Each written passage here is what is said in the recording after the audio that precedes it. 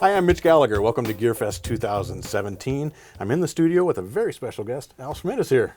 Great to see you. Great to be here. Glad to have you here. JBL brought you in and sponsored your visit. Yes, yes. And in fact, the two of us just came off of a seminar where we were talking about your career and playing some music and incredible stuff. Yeah, that was really fun. Yeah, I enjoyed that. Stuff. Peter Chaikin brought me in, and Peter and I have been dear, dear friends for many, many years.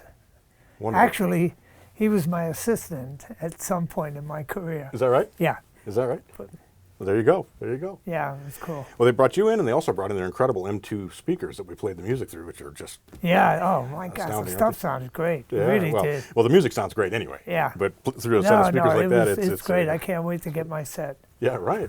Me too. We're each getting one, right? Yeah, that's what they told me. Yeah.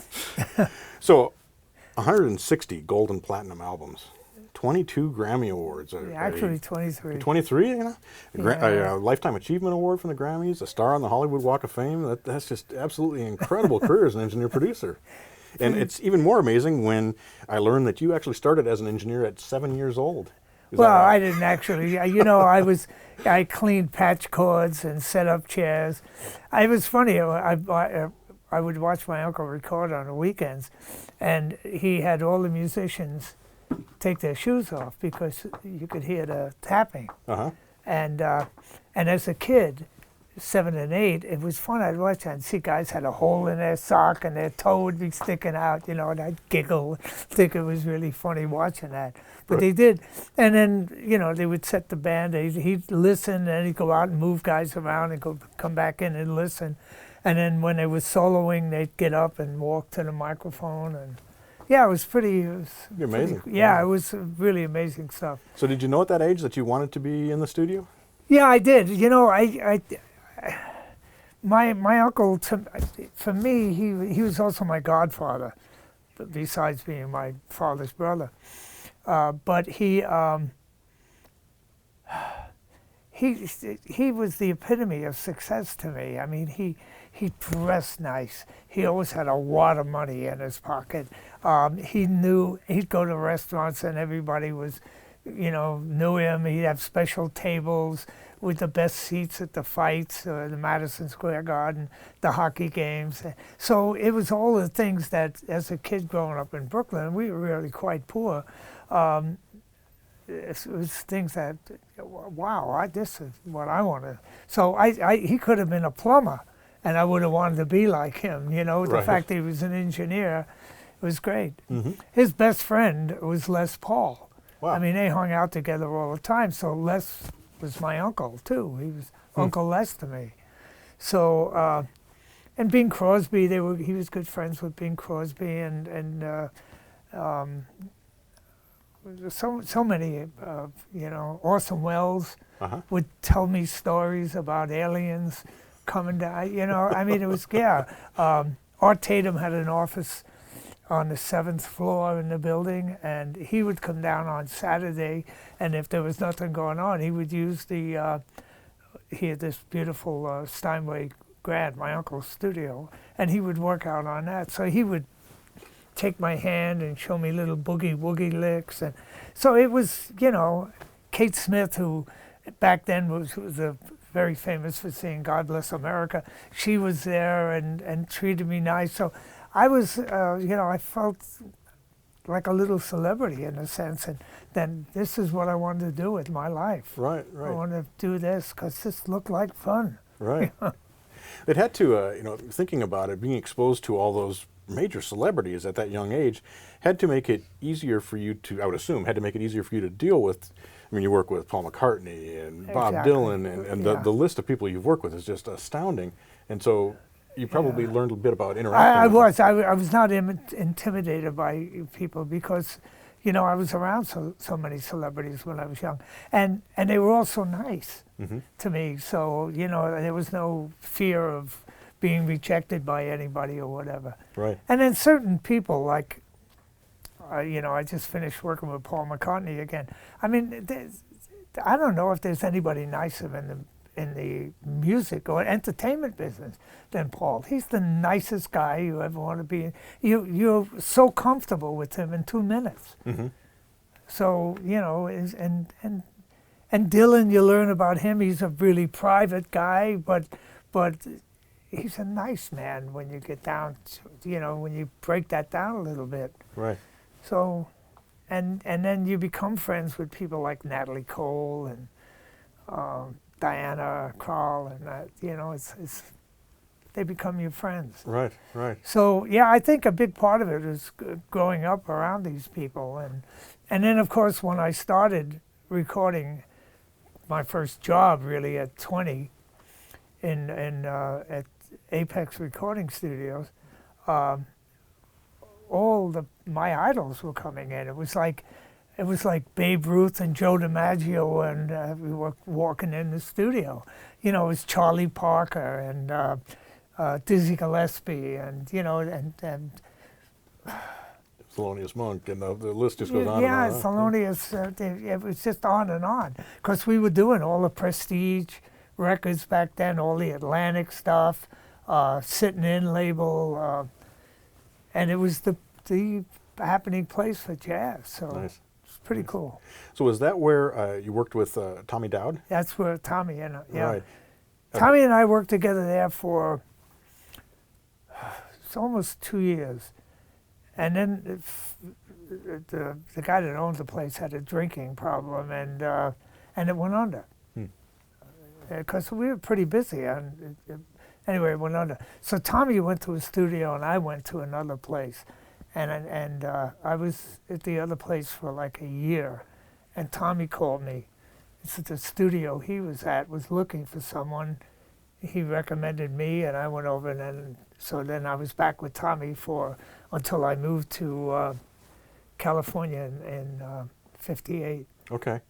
What did you learn from him? Everything. God, microphone techniques, your how to deport yourself in the studio, how to act around people. He taught me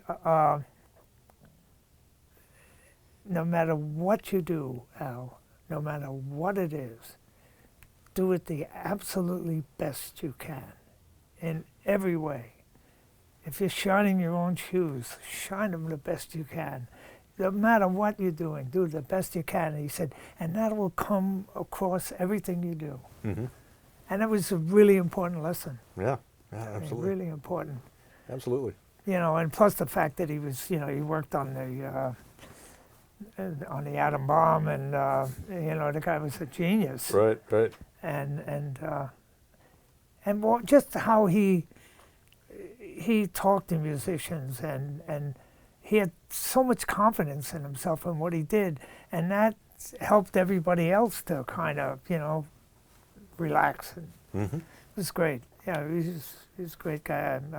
He's another one. I miss him. Every time I see a picture of him, I think of good times, because we both were big hockey fans, and we used to go to see the Rangers play all the time in New York, and yeah, Right. it was great. Right. Great So, times. speaking about microphones and microphone technique, you told me earlier that you really don't use equalization. You do everything with a microphone. Yeah, when I record, I don't use or mix my own stuff. Mm-hmm. I don't use EQ, and people are amazed all the time, and they're always calling my assistant, Steve Jenwick, and saying, "Is that true?" He said, "Yeah, that's true. You come up to the board and look at it. There's no EQ in." I just learned we didn't have equalizers when I started, you know, with Tommy and that, and so we learned to equalize with microphones. Mm-hmm. So if we wanted something a little brighter, we used a brighter microphone. And we learned, you know, where to put microphones to change the sound of what we were capturing. Right. You know, if something had a little too much low in it, you move it a certain area, it would take away some of that. Mm-hmm. So, and the other thing he taught me is go outside and listen. Mm-hmm. Listen to what they're doing, and then you know what you have to get, what you have to capture. You Right. don't just put up a mic and walk in there. You know, make sure you're hearing the guy play it. You know what it sounds like, then go in and make sure you're getting that. Mm-hmm. So yeah, it was great lessons for me. I was really blessed with my uncle who taught me as a child, you have to treat all of this as if it's a Swiss watch. Mm-hmm. It's very delicate, and the better care you take of it, the better results you're going to get. And that's another thing that stuck with me all these years. Right, right. Taking care of my gear. Yeah, sure, sure.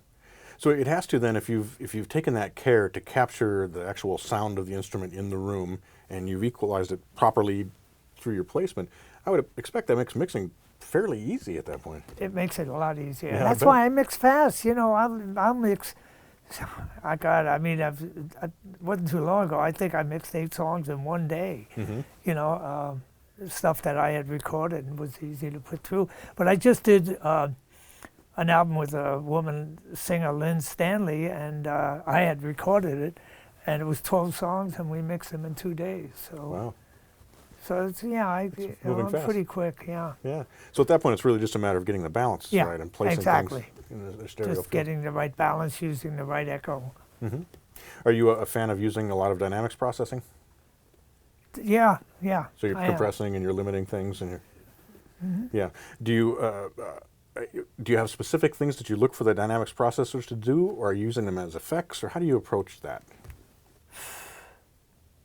I don't know. That's hard for me to explain, because for me it's all about feel and how things feel and my ears, how it works. Mm-hmm. And I keep doing things until I get tuned in. You know, it's like tuning in an old radio. You know, you got to find that spot, and when it's there, it's there. Right. So it's all by feel and by ear, and you just kind of know after years of doing it that it's right or it's not. Yeah, exactly. Right.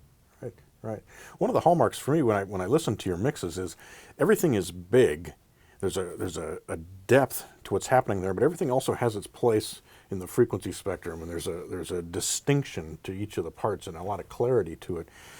Talk a little bit about how you achieve that, because I know a lot of times you record everybody at once, or you'll record a large group. Can you talk about that? To me, those are two kind of different things. Typically, you expect more when you're overdubbing. No, actually, it's just the opposite when you're overdubbing. I think it's less because you're not getting the bleed from one instrument to another, and you have a saxophone, you have a mic on it, and if that sax is leaking a little bit into a trumpet mic, and vice versa. You get not only the sound here that you got that sound, but you're getting the depth of that leakage. So that's why it's important to use good microphones, because as I said outside,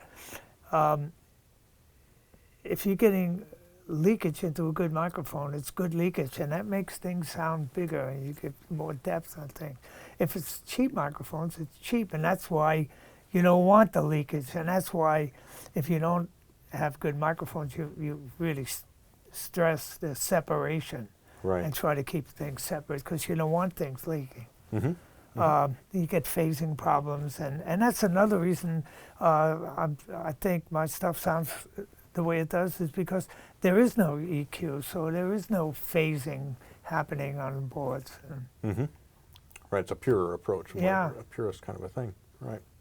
So talk a little bit about how you approach miking up, say, a session. Say you've got an acoustic bass and a drum kit. Are you working mainly from the overheads on the drums? Do you use close mics and approaching the bass and the piano?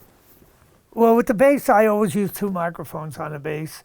I use one on the F-hole and then one up higher with a fingerboard. And I've been using Neumann M149s on the bass for ever since I got mine, and that's been quite a few years ago. And they work. I don't even, that's it. And now I have great bass players who say, I go to those other studios and I tell the engineer, Al Schmitt puts the mic here and he puts the other mic here, and that's why. So, and that's kind of, it makes me smile. Yeah, right. It is a compliment. I used to do 2 mics on the drums. When I set up the drums, I have a D12 number 4 the fourth D12 made. I have that. I love that mic. I use that on the kick. On the snare, I use a 57 underneath. I use a 452 overhead. And the snare underneath is out of phase. I put it out of phase on the board. I use 414s on the toms. I use a 452 on the hi-hat. And on the overheads now, I've been using a Audio-Technica, makes a 5045. Sure. That just blew me away when I tried it out on the overhead of the drums, and the drummers loved it. It's got a really nice top end to it, and it just makes a cymbal sound great. So I've been using that a lot. Those are really nice microphones. Right. But I experiment with mics a lot. I love microphones, you know, and I have a fairly good collection myself. Sure. Sure. You mentioned earlier that a lot of times you use your microphones in omni pattern, which I use them, yeah. When I'm doing orchestra stuff, I use them in my mics in omni all the time. I'll use on the overheads on strings, there'll be 67s in omni. On the trumpets, 67s in omni. Yeah, I do that a lot because I like the leakage, and that's what makes things big. Right, right. We talked about a few of the recordings that you've done with an orchestra and with, for example, Frank Sinatra in front of the orchestra and things. And I don't know, it's hard for me to fathom mixing that with all of that leakage and things. But I guess it just you have them placed properly. That's it. Yeah, so like the album we were talking about was a duets album. Yeah. And you said you had wanted to use a handheld microphone. Yeah, I did. Yeah. It was a wireless handheld mic. Can't remember the model right now, but yeah, it was weird, you know. But when I figured, hey, I'm the engineer, you know. I'm not. It's up to the producer to tell Frank he can't stand there.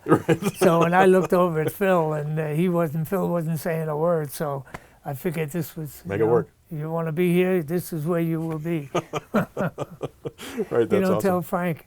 Yeah, right. So, you know, things have changed a lot in the studios. It used to be that you would mentor with an engineer and you'd be an assistant and you'd work your way up. And for a lot of us coming into the studio world that don't have that opportunity, do you have recommendations for someone who wants to learn the craft and really develop their ear and become a great engineer? You know, it depends on where you are. I mean, you know, I certainly would recommend anybody to go to Berkeley or a school like Berkeley to get that basic education. And then if you're lucky enough to get a job at a decent studio, I mean, if you really blessed somewhere like Capitol, and at Capitol, even if you're just a runner, you have all these great engineers coming in all the time. So my recommendation would be to watch these guys, see what they do, you know, see what you like that they do, and maybe take that, and someone else you like what they do here, take that, and, you know, put those things together, but, you know, making records, I mean, it's a joy to go to work every day and make music. Let's face it, and you know, we're blessed when we get to do that. Right. And I see some of these, some of the seconds, or the runners as we call them now, you can see the guys that are going to be good. Yeah. And you can see the guys that are going to be maybe okay. You know, there's just something in their eyes or their attitude, or, you know, when they go to get coffee or something, it's just the way they do things, you know, that they've got it. And so.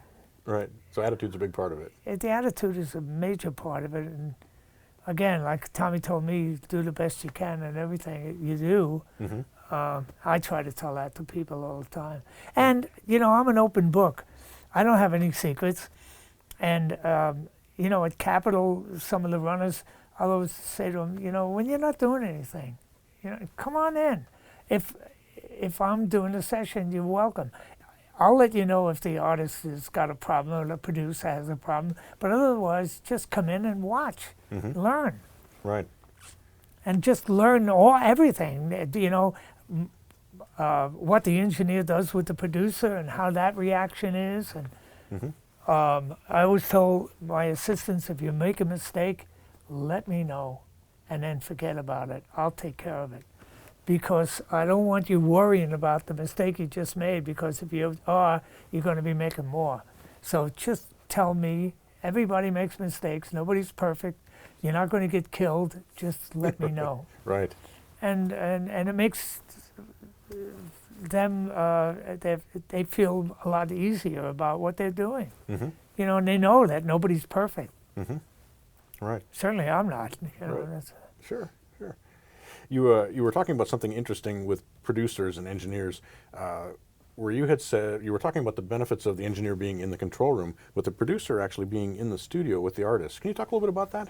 Yeah, I can. I've worked with Tommy LaPuma for years. I think we did our first project together in 1970, and he would be in the control room and talk to the musicians, and it really always bothered him. He said, you know, I hate this, Al. He said, I got to hit the button, talk through the glass to these guys, then I got to release the button to wait for them to talk back to me, and, you know, so he said, you know, you got this covered. I don't have to be here telling you what to do. I'm going to go out there. So he did, and we put up a music stand and a chair and earphones, and he had his music out there, and he was right with the rhythm section or the band or whatever. And as things happen, he wanted to make a change. Say, hey, hold it right there. You know, that section we got to do, and then there was communication back and forth. It made everything so much easier for everybody. I think every producer should do that. If you have an engineer that you know, you might want to stay in and make sure the sounds are there that you want, and then go out there and with the fine tuning. It was amazing. I was blown away. I'd never seen anybody do that, and it was great. And from then on, that's all he ever did. And a lot of producers I've seen ask me that now, you know, do you mind if I sit out there with the guys?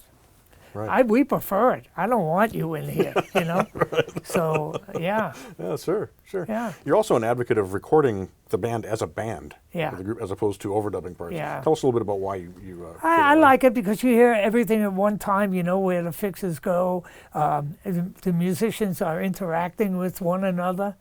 So, you know, they'll be talking about a note or something and be able to make a correction there. If you've got the track done and now you're overdubbing a sax, he's got no one to bounce off. Right. He's just got that track. Or if it's a guitar, he just has the track. Where if he's there with the musicians, they maybe play something different, or maybe the keyboard, and he will figure out something that'll work a little differently, a little better. So, yeah, I'm a big advocate of everybody recording at the same time. I think it's the best. Right. I have one last question for you. When I have someone in for one of these interviews who's on a very high level, I like to ask this question, but in particular I'm interested in your response because you've worked with virtually everybody. And that is, what makes a great musician? What makes a great artist? I think it's the heart. I think it's the passion that they have for the music, you know, heart that they put into it. Yeah, the great ones all have that, you know. Sometimes they could be nasty people, but they have, for the music, there's that heart that's there all the time. Because not every great musician is a nice person to hang out with, you know. Some of them are real assholes. But, you know, you learn to stay away from that part of it and all. But the fact that no matter what they are personally, they love for what they're doing is I think that's what makes a difference. Right, that's awesome. Absolutely incredible. Cool. Al, thanks so much for coming in today. We appreciate it. Thanks. Such a pleasure to do this interview with you and have you do a workshop. And we're doing a panel discussion tomorrow. Yeah, tomorrow. I look forward to that. Keeping That'll you busy be for fun. Beer Fest, right? Yeah, it's nice. And then we're off and running right after that. Yeah, home. off to head for home and probably back in the studio again. No, actually, I got. I'm off next week. Oh, nice. So A well-earned vacation. Yeah, Nice. yeah. I don't know what I'm going to do, but I'll do something. Right. Listen. Don't pick up the phone. Yeah, No, don't yeah, answer the right. phone. Maybe listen to some music. Yeah, I do mean, that yeah. a lot. I only listen to vinyl now. Is that right? That's all. So I've been digging out my own vinyls and buying new stuff, and I really enjoy it. I got my turntable set up, and Nice. yeah, I have a nice system. I'm waiting for some great speakers from Yeah, maybe somebody who's going to send me Maybe some you know great somebody who can speakers. hook you up. Well, thanks again, Al. Have a You're great week welcome. off. It was great Oh, to see you. thanks. And I we will. appreciate Thank you. being And here at this was Gearfest. great. You made it so easy for me. Thank you. Appreciate that. Great. And thank you for joining me here at Gearfest 2017. I'm Mitch Gallagher.